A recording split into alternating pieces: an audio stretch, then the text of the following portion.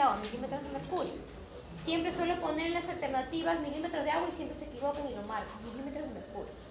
Entonces, por encima de los 5 milímetros de mercurio, que es lo que todos tenemos, es lo que se va a denominar hipertensión portal, sea clínica o subclínica. Para que ustedes puedan saber realmente cómo se hace todo este problema, tienen que recorrer todo lo que son los vasos, la vena, las arterias, todo lo que involucra el sistema portal. Entonces, la vena porta, ¿por quién se forma? Se forma por la confluencia de ¿cuál? De la vena esplénica y la mesentérica inferior. Todo eso da la confluencia esplenoportal o la vena porta, como ustedes lo van a conocer. Cuando decimos ecográficamente también que hay un signo indirecto de presión portal, cuando la vena porta mide más de 10 milímetros. Más de 10 milímetros nosotros podemos intuir que estamos con un paciente que tiene hipertensión portal y tenemos nosotros la obligación de hacerle un examen invasivo, que no lo hacemos aquí en Perú, pero tenemos otro que puede medir flujo indirectamente. ¿Cuál es? La ecografía Doppler de vasos portales. Entonces, una vez que sabemos que la vena porta se forma por la mesentérica inferior y por la esplénica, tenemos que también saber algo de física, porque para nosotros ver si hay presión alta tenemos que saber lo de los flujos. Entonces, la siguiente. Ahí vamos a ver. Tenemos que recordar que presión es igual a flujo por resistencia. Y la resistencia es inversamente proporcional incluso al radio del vaso. A mayor radio de vaso, menor será la resistencia, ¿no es cierto? Entonces vamos a empezar por lo que es el aumento de la resistencia. Si este es el vaso, asumamos que el brazo es la vena porta. La vena porta va a entrar hacia lo que es el hígado. En el hígado va a estar rodeada por parénquima hepática. Entonces vamos a ver que la resistencia, todo lo que rodea este vaso y sus ramas de la porta, si lo que lo rodea se pone, antes era muy blandito como una esponja y ahora se pone duro como un corcho, quiere decir que la resistencia va a aumentar. Entonces, traduciéndolo gráficamente lo que sería el sistema porta. Si nosotros tenemos un hígado cirrótico, un hígado con nódulos, ¿no es cierto? Un hígado con cicatrices, esa resistencia en la vena porta va a aumentar. Si tenemos una neoplasia, va a aumentar, ¿no es cierto? Eso es cuando la resistencia sigue, cuando la resistencia aumenta. Siguiente. Ahora, si aumenta el flujo, ya vimos lo que es resistencia, ¿no es cierto?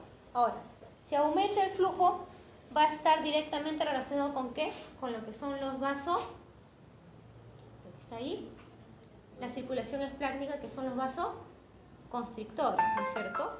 Como son el glucagón, el óxido nítrico y las proteínas, vasodilatadores, son vasodilatadores. Cuanto yo más óxido nítrico tenga en mi circulación esplácnica, mayor vasodilatación va a haber y va a haber mayor hipertensión portal. Nunca se olviden, esos tres son la clave en lo que es la hipertensión portal. Lo que más nos atañe es el óxido nítrico.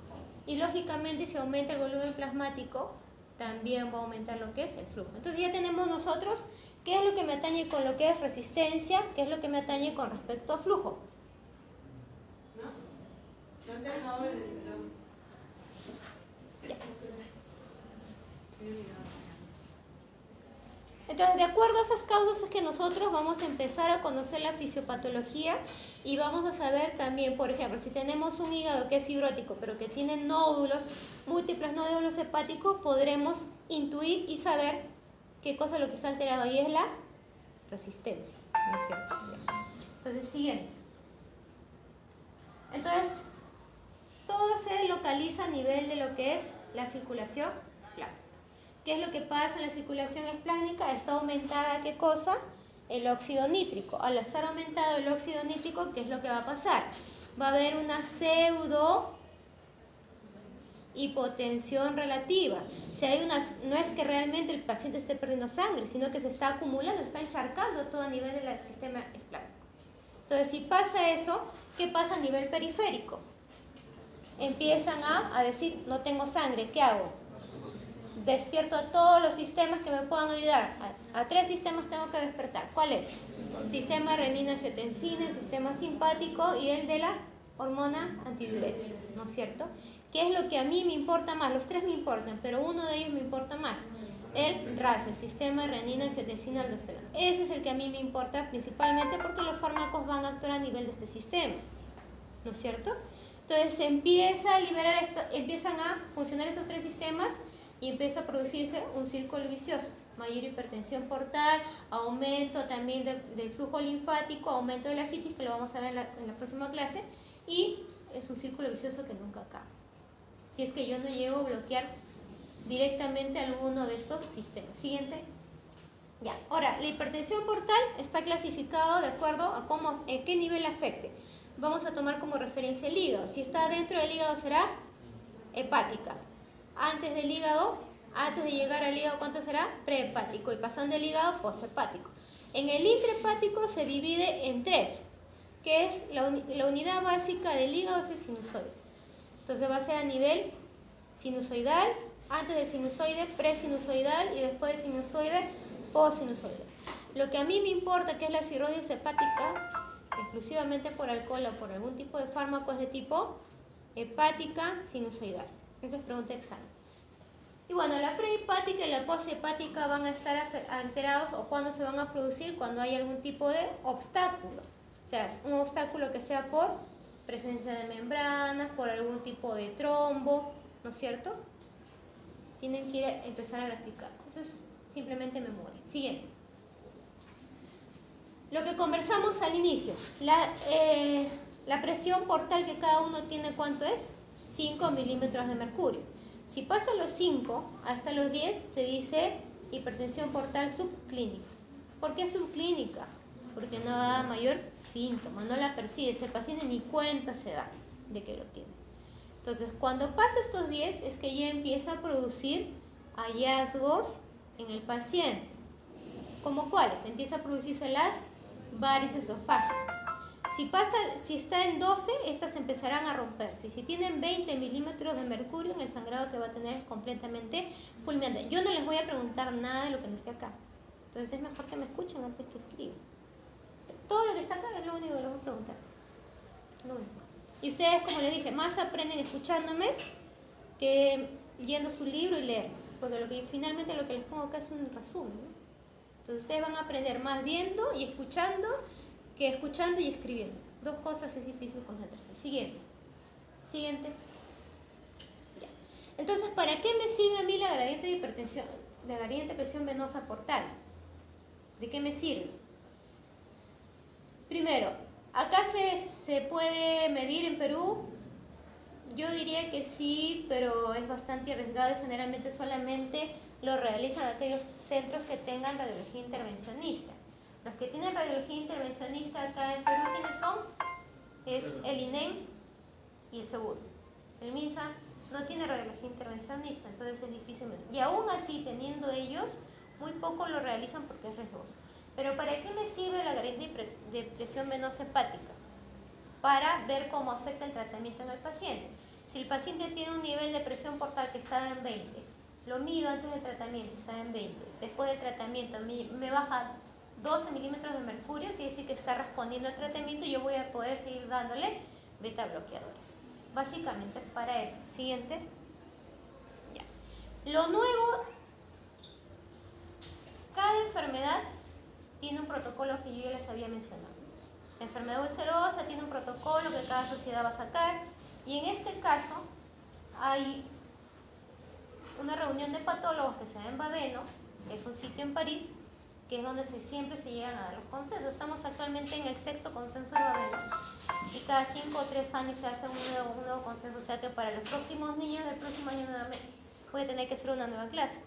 ¿Qué es lo que introduce Baveno en lo que es la gradiente de presión venosa portal, o lo que es la enfermedad hepática, o lo que es la cirrosis hepática, o lo que también ahora ya no llama cirrosis hepática, sino dice cirrosis hepática o enfermedad hepática crónica avanzada, compensada, o cirrosis hepática, ¿no es cierto?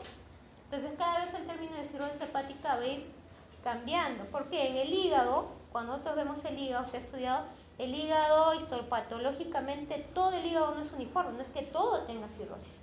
Puede haber parte que tenga cirrosis, otras que tengan fibrosis grado 1, otras que tengan fibrosis grado 4, y dependiendo de lo que predomine es lo que se va a dar el nombre finalmente lo que tiene. Si tiene más área de cirrosis, pues será cirrosis hepática. Si tiene más grado de fibrosis grado 4, pues será una fibrosis avanzada. Entonces, como la histopatología muchas veces no nos ayuda a decir cómo va a actuar funcionalmente el hígado, es por eso que ya están empezando a decir la enfermedad hepática crónica compensada avanzada. Ese va a ser el nuevo término. Y asumo que en las próximas reuniones de Babeno ya se va a dejar de decir ese término. Entonces, ¿qué es lo que introduce Babeno? Lo que introduce Babeno es que ya no solamente tenemos los métodos directos en los cuales nosotros podíamos ver, palpar, tocar, que era la biopsia. Ahora, lo que dice Babeno es que podemos hacerlo con métodos indirectos. Uno de esos métodos indirectos, ¿cuál es? El fibroscan. Entonces, el fibroscan, ¿qué es lo que va a medir? La rigidez hepática. Entonces, la rigidez hepática se va a medir ¿en qué cosa? En kilopascales, ¿no es cierto? Entonces, si tengo que el nivel está en 10 kilopascales, tengo un paciente que tiene una sospecha, un paciente con sobrepeso, que tiene un poco de alteración a nivel de las transaminasas hepáticas. Sobrepeso, elevación de las transaminasas hepáticas más 2 veces el valor normal. Entonces yo puedo incluir que probablemente este paciente tenga cierto grado de fibrosis o de repente cirrosis. Entonces, como yo sospecho, lo derivo para que le hagan un fibroscan. Si el fibroscan me dice que está solamente en 10 kilopascales, pues me olvido, le digo que haga sus medidas higiénico-dietéticas, que haga ejercicio para que elimine el sobrepeso. Si me dice que está a más de 15 kilopascales, entonces yo ya tengo que decir, puedo sospechar que ese paciente pueda tener sí una enfermedad hepática crónica avanzada compensada, ¿cierto? Entonces yo ¿cómo la confirmo? Porque tengo una alta sospecha con 15 kilopascales, pero tengo que pasar a confirmarlo. Entonces, ¿cómo la confirmo? Babeno te dice que lo puede hacer por la biopsia hepática, le puede hacer una endoscopía y ver que tenga varices esofágicas, le puedes medir el área del colágeno y lo otro es medir la gradiente de presión venosa hepática. A nivel de todos los estudios que se está viendo, lo más directo y más fidedigno que nosotros podemos hacer es una biopsia hepática. Babeno no lo menciona, Babeno dice que con una de esas 4. Pero lo más directo siempre es la biopsia hepática a través de la laparoscopía. ¿Por qué a través de la laparoscopía? ¿Saben lo que es una laparoscopía, no? Es introducir un trocar con una cámara por el ombligo y 3 trocares más. ¿Por qué por laparoscopía? Porque el médico, en este caso el cirujano, o el gastroenterólogo, que antes hacía la laparoscópica, el gastroenterólogo puede entrar y ver exactamente cómo está el hígado. Cuáles son sus bordes, la coloración, la superficie, si es granular, no es granular, si tiene vasos, qué vasos tiene, qué vasos los rodea. Entonces es más fidedigno y aparte que quien haga la laparoscopía puede dirigir exactamente hacia el sitio que más quiere sacar la biopsia. Una biopsia por laparoscopía versus una percutánea, que es aquella que nosotros introducimos una aguja de 7 French a través de la pared hacia el hígado, tiene 90% de sensibilidad y especificidad, mientras la percutánea. Y es lógico, ¿no? Porque la percutánea lo único que te va a sacar pues es un pedacito, una lonjita microscópica de hígado, no lo vas a poder observar, no vas a poder ver cómo está la superficie, la coloración y todo lo demás, que a nivel de la laparoscópica sí la puedes hacer. Entonces, particularmente para mí, si tengo un paciente en el cual tengo mucha duda de diagnóstica, le tengo que decir que le voy a hacer una biopsia laparoscópica. El reparo de muchos hepatólogos, ¿cuál es? ¿Es que tiene más riesgo? Sí, tiene más riesgo, ¿no? Lógicamente hacer una laparoscopía tiene más riesgo. Pero si ustedes van a entrar a la medicina, todo tiene riesgo. Desde que te cortas la uña hay un riesgo, ¿no es cierto? Entonces todo va a tener riesgo. Mayor o menor proporción, y eso es lo que se le tiene que explicar al paciente. Si tú no le explicas al paciente qué es lo que va a suceder, qué es lo que le van a hacer, el paciente lógicamente va a estar confundido y va a llevar a un montón de problemas con él y con los familiares. Siempre tienen que explicarle al paciente. Siguiente. Ahora, lo importante en el paciente que yo ya sospecho que tiene una enfermedad hepática crónica avanzada compensada es saber si tiene varices esofágicas, que me está diciendo que tiene una gradiente de presión venosa hepática clínicamente detectable a través de la endoscopía. Entonces tengo que ver en qué momento yo empiezo a hacer mi examen para ver si tiene o no tiene varices. Si yo tengo, ¿qué es lo que se va a ver? Si yo tengo un paciente que tiene menos de 20 kilopascales y que tiene más de 150.000 plaquetas, ese paciente todavía no es tributario de endoscopía. Cuando sube la medida de los kilopascales, basta que suba 20 y medio, 21, más de 20 y disminuye las plaquetas a menos de 150.000, en ese momento ese paciente es tributario de hacer la endoscopía. ¿No es cierto? Clarito. Ahora, estamos en Perú, el fibroscan es caro, la endoscopía en mi hospital cuesta 70 soles, ¿qué me sale más a mi alcance? Yo no tengo fibroscan, yo tendría que mandarle al OAIS a hacer fibroscan. Eso implica más tiempo, ¿no es cierto? A mi hospital lo que yo tengo es endoscopía, ¿qué es lo que le hago? Endoscopía. A mi alcance, está más fácil. Siguiente. Ahora, van a tener que localizarse en dos escenarios. Aquellos pacientes que ya que no tengan varices y aquellos que tengan varices pequeñas. En aquellos que no tienen varices, que tienen cirrosis hepática con una causa subyacente, te dice que el control de endoscopía va a ser 2 años. ¿A qué se refieren con causa subyacente? Un paciente que tiene enfermedad hepática crónica compensada o cirrosis hepática por hepatitis B, que aún no logra erradicar la hepatitis B, quiere decir que la causa de la cirrosis, su etiología sigue, ¿no es cierto? Y a pesar que yo le he dado tratamiento, persiste, en esos pacientes, por eso dice etiología persistente, endoscopía cada 2 años. Y si ya eliminé, si ya traté la etiología, ya no tiene hepatitis B, pero tengo un paciente que está en sobrepeso 2 o que ya tiene obesidad, la endoscopía es, y que no tengo obesidad, perdón, es cada 3 años. Si ustedes a la causa subyacente, a la etiología, le suman una causa más, que sea que siga consumiendo alcohol, que sea que siga siendo obeso, que no se ha controlado su enfermedad viral, ese paciente, el rango en el cual yo le voy a hacer vigilancia cada vez se va a cortar, ¿no es cierto? ¿Entienden? Porque sigue la noxa que persiste haciendo daño en el hígado y sigue incrementando el que haya más porcentaje de cirrosis o de fibrosis de grado 4. En el otro lado tenemos aquellos pacientes que ya tienen las varices pequeñas. Lo mismo, si tienen cirrosis compensada y tiene etiología persistente aún, la etiología es cada año. Si tiene varices pequeñas, cirrosis compensada, etiología tratada y no tiene obesidad, cada 2 años. Siguiente. Es importante lo que da el énfasis en lo que da Baveno ahora en lo que es la alimentación. ¿Por qué? Entonces, ¿qué es lo que postula Baveno y qué es lo que se ha visto en un montón de estudios? Si yo nutro a mi paciente adecuadamente, lo que voy a evitar a largo plazo es que se incremente la sarcopenia, ¿no es cierto? Si no incrementa la sarcopenia, quiere decir que el nivel de albúmina va a estar mucho mejor. Al estar mucho mejor el nivel de albúmina, quiere decir que la respuesta a cualquier noxa que vaya a tener mi paciente y al tratamiento para la etiología de la cirrosis va a ser mucho mejor. Entonces la alimentación en el cirrótico es importante.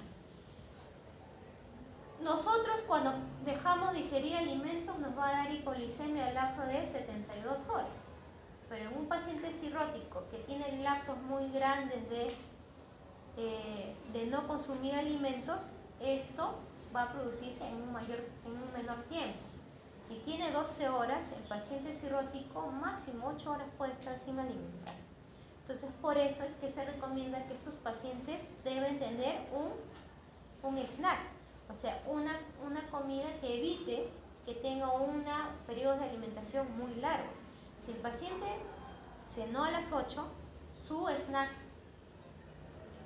o bocadillo, lo que quieran llamarlo, tiene que hacerlo entre 10 y 10 y media. ¿Por qué en esos lapsos? Simplemente se ha descubierto que es por estudios. Nada más, entre 10 y 10 y media. Y su primera comida tiene que ser a las 6 de la mañana, lógicamente. ¿Es para evitar qué cosa? No. La hipoglicemia es el último estatus del paciente cirrótico. Quítense del peso. Lo que usted quiere evitar es sarcopenia. Cuando ya un paciente cirrótico empieza a producir hipoglicemia, en periodos de 10 horas, 12 horas como máximo, ese paciente ya tiene una cirrosis hepática con un CHAI y un nivel probablemente avanzado. Lo que usted tiene que evitar es la sarcopenia. Si usted evita la sarcopenia, hay mayor nivel de albúmina y su paciente va a estar mucho mejor. La albúmina es una de las respuestas pronósticas, ¿no? Se evalúa en el chat y se evalúa en el método. Siguiente. Esto es lo que les decía. Y si hay mayor nivel de albúmina, hay mayor respuesta ante las infecciones, ¿no es cierto? Siguiente. Anterior. Anterior. Así como les conversé anteriormente del cáncer de colon y la obesidad, acá también tiene que ver mucho la obesidad. El paciente obeso llega a ser cirrosis, sí, por esteatopatitis, grasa no alcohólica, ¿no es cierto? El NASH. Porque el alcohólico no es NASH, ¿cierto? En el lapso del tiempo un obeso, en 10 o 15 años de obesidad, ¿puede hacer NASH? Sí, puede hacer NASH. Entonces lo que ustedes tienen que evitar en todos aquellos pacientes, en todos los pacientes, independientemente de la especialidad que ustedes vayan a hacer, es que haga sobrepeso o obesidad. Siempre. Paciente con sobrepeso, mándele a hacer ¿qué cosa? Ejercicio. Lo más barato y lo más fácil ¿qué cosa es? Ya les dije que es caminar, ¿no es cierto? Empezar con media hora, luego 1 hora, y así hasta que su paciente pueda tolerar. No se olviden, lo más barato y lo más cómodo que es caminar. No correr, si les gusta correr, corran. Si les gusta ir al gimnasio, hagan. Pero lo más barato y que te va a bajar más rápido de peso es la caminata. Siguiente. Siguiente. Ya. Entonces ahora Baveno nos va a hablar de lo que nosotros tenemos que hacer con las varices pequeñas, medianas, grandes. Entonces Baveno me dice, aquel paciente que tiene varices pequeñas, varices de grado 1, ¿hay algo con lo que yo pueda evitar que se forma, se siga formando, que siga creciendo? No. Hasta ahora no hay ninguna prueba refutable que me diga que yo dándole beta bloqueador me va a ayudar a que esas varices dejen de crecer. Sin embargo, sí la recomienda. La recomienda no en el afán de que siga aumentando el crecimiento, sino que la presión portal no llegue a aumentar. Entonces sí lo recomienda. Siguiente. En las varices medianas de segundo o tercer grado, según la clasificación de Sarit, las varices según la clasificación de Sarit agarran un círculo y lo dividen en 4. Si esta varice ocupa solamente un cuadrante es de grado 1, y así sucesivamente. Si de 2, de 3, se ocupa 3 cuadrantes, será de tercer grado. Entonces, según la clasificación de Sarit, las varices medianas se dicen aquellas que son de segundo y tercer grado. Entonces, si yo tengo varices de segundo y tercer grado, tengo 2 métodos de tratarlas. Tratando la presión portal y el otro es obliterando el vaso. ¿No es cierto? ¿Qué es lo que se prefiere hacer? Es la conjunción, la obliteración y la disminución de la presión portal. ¿Cómo disminuyes la presión portal? Con un beta bloqueador no selectivo. ¿Cómo vas midiendo si ese beta bloqueador está haciendo efecto en tu paciente? Porque disminuye en 25% la frecuencia cardíaca, ¿no es cierto? Ahí vas viendo tú. Obviamente que tiene sus restricciones para aquellos pacientes que son asmáticos y que son diabéticos, ¿no? Si son diabéticos, puedes darle carvedilol, omeprazol, cualquiera de otras opciones que te da el Baveno. Y obliterando las varices. ¿Cómo oblitero las varices? Ligándolas, ¿no? Si yo tengo un vaso acá y lo ligo, ¿qué va a pasar? La parte de acá se va a necrosar porque ya no tiene aporte, ¿no es cierto? Y después de un tiempo va a caer. Es la misma figura cuando nosotros hacemos la ligadura de varices. Entramos con un dispositivo adaptado en la punta del equipo, las ligamos y esperamos que al tercer día, por necrosis, caiga y finalmente ese barro se oblitera. En realidad es la conjunción de los dos. Obviamente que si tengo un paciente que no desea tomar los beta bloqueadores, pues solamente le haré ligadura, ¿no es cierto? Y si el paciente no desea hacerse ligadura, pues obviamente le daré los beta bloqueadores. Pero recuerden que en realidad es la conjunción y ustedes tienen que conversar con el paciente para poder convencerlo. Ya si él no desea, tampoco lo puedes forzar, ¿no? Pero tienes que, en la medida de lo que tú tengas a la mano, tratar de bloquear por algún método que esas varices sigan aumentando de tamaño, ¿no? Le disminuyes el sobrepeso si es que tuviera, le dices que ya no debe ingerir alcohol, que lleve su tratamiento para hepatitis B o C, ¿no es cierto? Y aparte lo que tú le vas a dar para la presión portal. Siguiente. Ahora, aparte de las varices esofágicas, tenemos las varices gástricas. Las varices gástricas son aquellas que se ven en el fondo gástrico, dicen pacientes. son las más grandes y son las que sangran de manera más fulminante. Si una variz gástrica sangra, es muy probable que el paciente en pocas horas fallezca. Entonces, si nosotros entramos con el equipo y vemos que está sangrando la variz gástrica o que hay signos de que ha sangrado la variz gástrica, como presencia un poquito de fibrina blanquecina o vemos un coágulo adherido, nosotros tenemos que tratarlo con una sustancia especial que se llama istroaquil cianoacrilato. Así se llama, ¿ya? Y eso es el lujo, en pocas palabras es el lujo. ¿Cómo disuelvo el lujo? Con una sustancia especial que viene con la ampolla de lujo, que se llama el lipiodol. Y cuando yo voy a inyectar el cianoacrilato, tengo que disolverlo con lipiodol para que se haga líquido y cuando llegue a la variz se polimerice con la sangre y se forme algo duro como una piedra, que finalmente en el paso de los días va a caer y va a obliterar ese vaso que estaba en el fondo gástrico, ¿cierto? Es lo mismo, obliterar. Uno es ligando y el otro es inyectando cianoacrilato. Siguiente. Doctora, disculpe, ¿esa terapia se refiere a la escleroterapia o es distinto? Es distinto, porque la escleroterapia lo hago con polidocanol, que es un esclerosante de varices que también lo usan los de cirugía de tórax para los varices. Polidocanol. Doctora, ¿en el caso de gas argón también es aplicable para esto? No. Es muy antiguo, No se usa.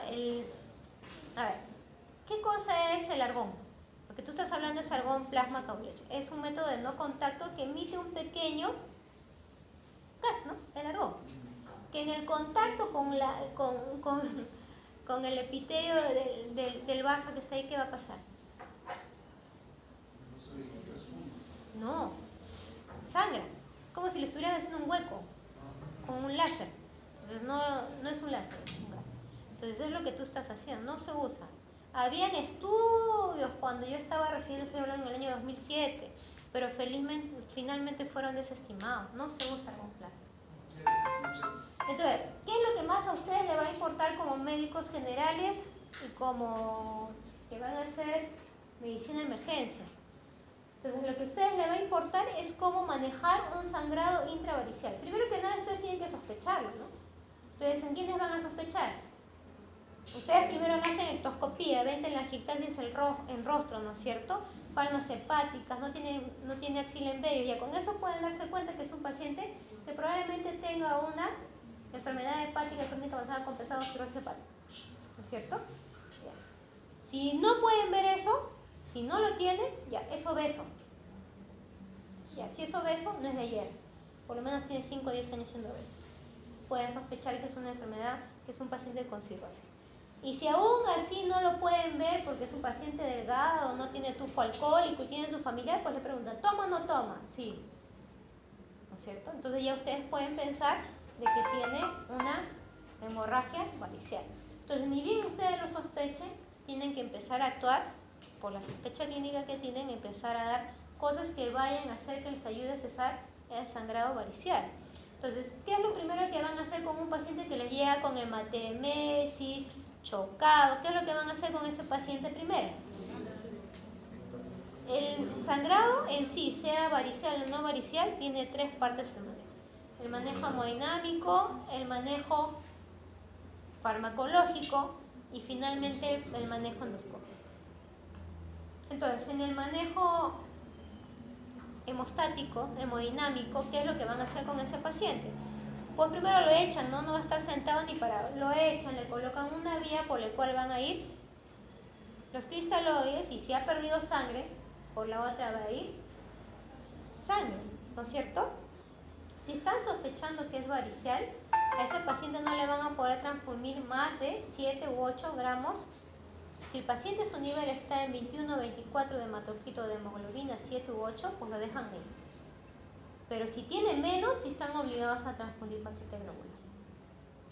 ¿No es cierto? Y el hematocrito que uno lo va sacando, ustedes están en la emergencia, ella es la que está mal, pues una le dicen a la enfermera que le coloque la vía, tú le vas sacando la muestra de sangre en una jeringa de 3 cc, es lo único que se lleva, tú lo llevas al laboratorio, te lo centrifuga, en 1 minuto está el resultado, tú llegas con el resultado, tienes 6, entonces le dirás a la enfermera que tiene que pasarle un paquete globular, ¿no? Todo es rápido, en la emergencia todo es rápido, sí.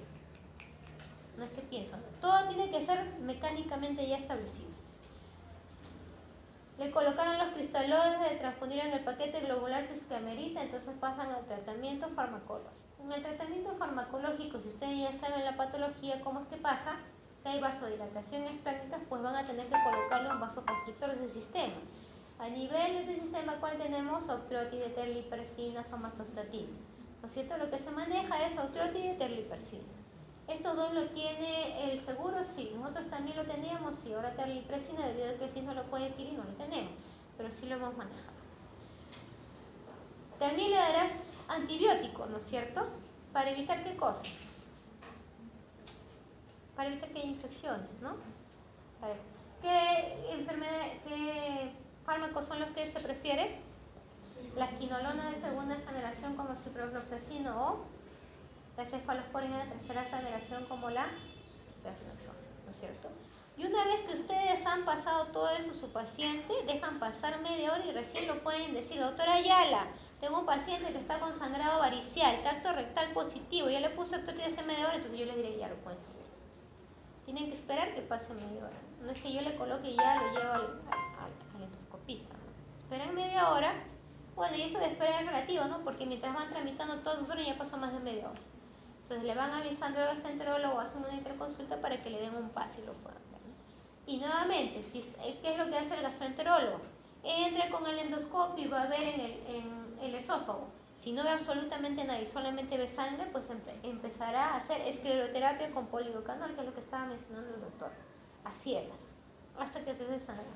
Pero si entran con el endoscopio y ven que hay variz, esa variz tiene signo de sangrado reciente como coágulo herido, presencia de filina blanquecina, pues empezarán a ligar, ¿no es cierto? Y ya está.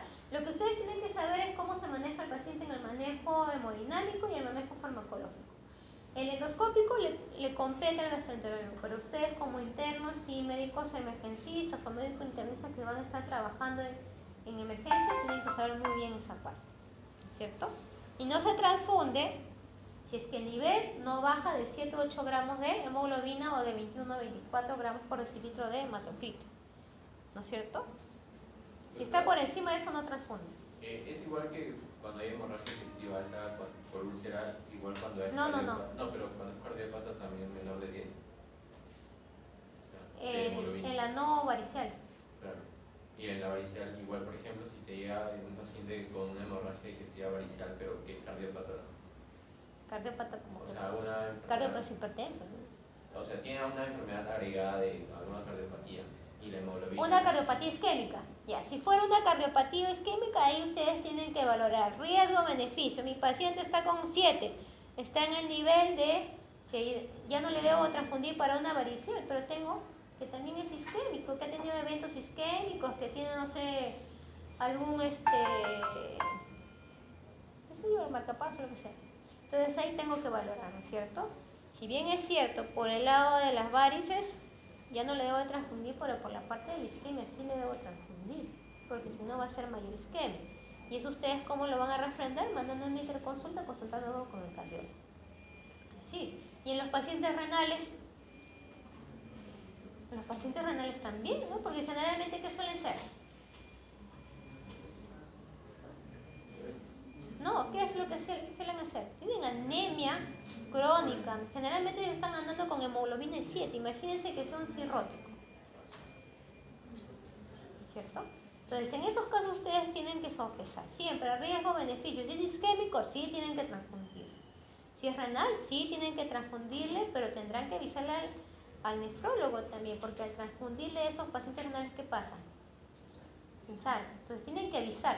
Cuando son patologías múltiples, tienen que hacer la consulta al cardiólogo y al nefrólogo, al médico que amerite la patología con la que ustedes están tratando, ¿no es cierto? Siempre no se olviden, manejo riesgo-beneficio, ¿no es cierto? Ya. Siguiente. Ya están viendo, ¿no? La escleroterapia es directamente así con el polidocanol y la otra es la ligadura. Siguiente. Ahora, ¿qué pasa si mi paciente vuelve a sangrar? Le doy una segunda chance de endoscopía. Si en menos de 5 días vuelve a sangrar, pues tengo que ponerme a pensar que probablemente este paciente no está controlando hipertensión portal. Entonces, si tengo en mi hospital una unidad de radiología intervencionista, pues llamo al radiólogo intervencionista y le digo, ¿sabes qué? Colócate un TIF. ¿No es cierto? Si no tengo radiólogo intervencionista y tengo yo como gastroenterólogo una prótesis recubierta, pues entraré y colocaré una prótesis recubierta. ¿No es cierto? Esas son las opciones que te está dando ahora. Ahora, ¿qué pasa si yo no tengo...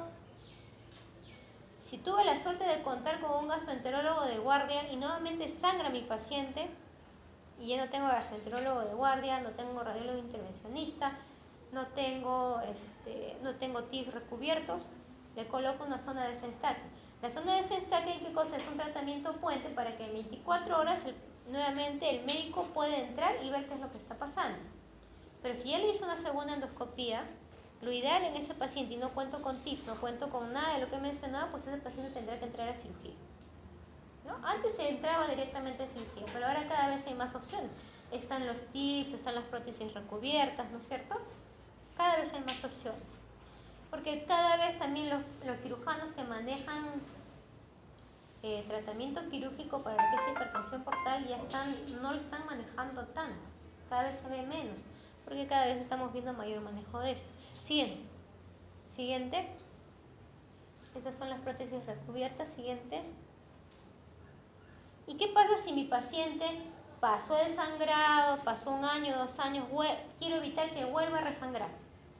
Pues le tendré que hacer una vigilancia para ver cómo va creciendo esas varices y si crecen, las ligaré y tendré que darle beta bloqueador, ¿no es cierto? Lo mismo que para evitar la formación de varices, para las varices medianas, es lo mismo para evitar el resangrado. Siempre la ligadura, que es obliteración de los vasos, y el nivel de la presión portal con lo que es los beta bloqueadores no selectivos. Siguiente. Ahora, la hipertensión portal, ya hablamos de la cirrótica o enfermedad hepática crónica compensada avanzada, y tenemos la hipertensión portal que no es cirrótica, que básicamente está dada por alteraciones vasculares. Por ejemplo, en aquellos pacientes que son neonatos, que han tenido algún tipo de intervención por la vena umbilical, esa estimulación en la vena umbilical lo que produce es aumento de óxido nítrico, y este paciente en el futuro va a tener una hipertensión portal de tipo no cirrótica. Básicamente son alteraciones vasculares. Siguiente. Ahí lo que les comentaba. Siguiente. Y ese es el final. Lo que a ustedes más les importa ahorita es el manejo de lo que es el sangrado varicial. Lo que les voy a preguntar en el examen si es lo del FibroScan, manéjense los valores. Eso sí les estoy preguntando. Pero lo que deben saber como internos es el manejo, ¿no? Manejo hemodinámico, manejo farmacológico.